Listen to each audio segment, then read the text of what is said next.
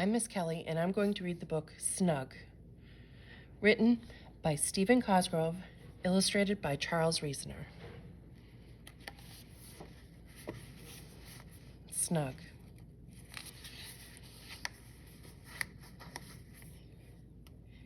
Dedicated to my littlest bug, Julie. May she always sleep as snug as a bug in a rug. Stephen.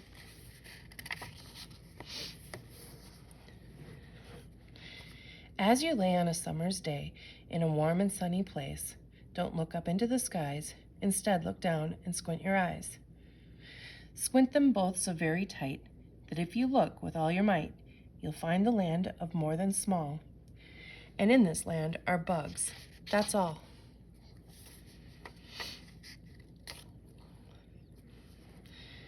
Snugg was small, even for a bug, but he had a big imagination.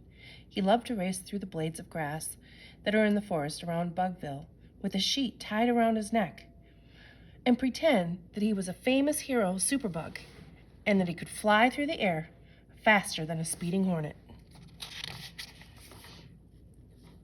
But when darkness crept out of the bushes and threw long shadows across the land, Snugg forgot about being the brave hero, Superbug, and became little Snugg, who remembered his mother's words. Be home before dark, before the fireflies spark. And glancing nervously over his shoulder, he trotted home.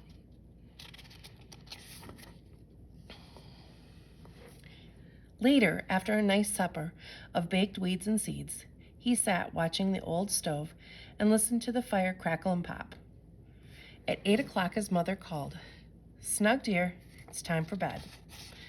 Oh, Mom, can't I read instead? No, you can't, she said. When you are grown up, you can stay up late, but now you are still just a buglet. So, as slowly as he could, Snugg brushed his teeth and finally, with his hand trailing on the wall to slow him down, he headed for bed.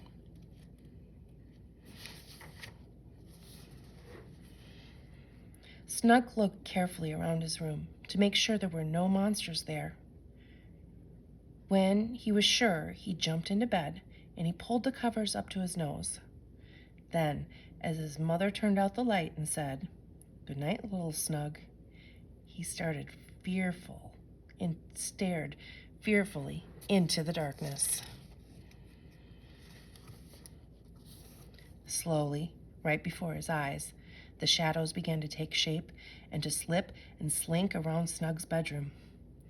Look, look, he screamed to himself. Over there, it's the ghost bug. Isn't that a vampire bee? Poor little Snugg. He was afraid of the things his mind had seen.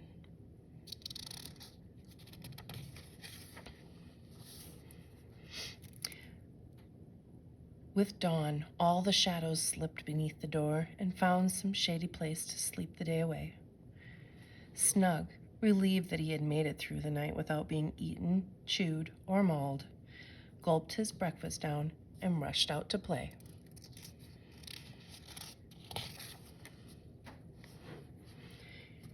He was still tired from the night before and finally slipped into the bushes to take a little nap. He had just closed his eyes when he heard someone say, "Ahem, most bugs sleep all night and play all day."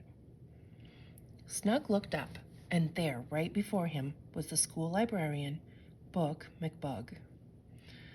"Well, Snugg stammered. "I'm afraid of the dark, and..." With that, he started to cry and blurted out his story.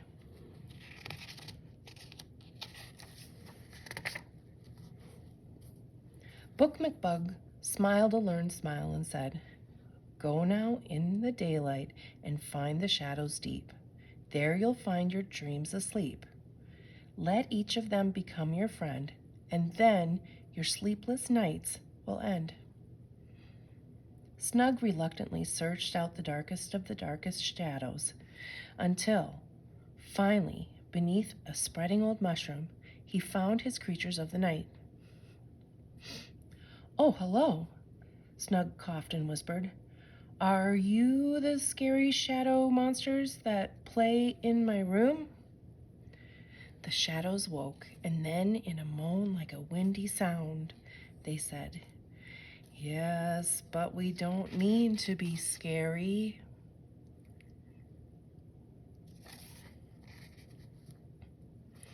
Snugg had to admit that in the daylight, they didn't look mean or scary.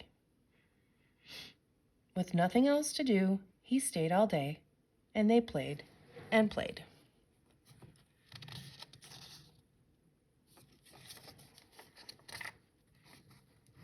That night, when his mother told him it was time for bed, Snugg didn't complain. He scurried down the hall, put on his pajamas, and brushed his teeth. Then, with a hop and a skip and a kiss from his mom, he was in bed, eagerly waiting for his shadowy friends.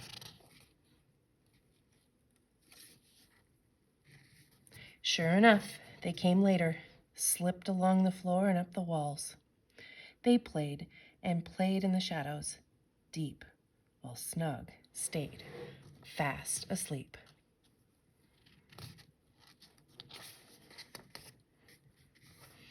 If in the dark you find some creatures from your mind, remember a bug named Snugg and go to sleep.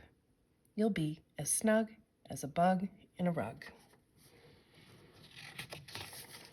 The end.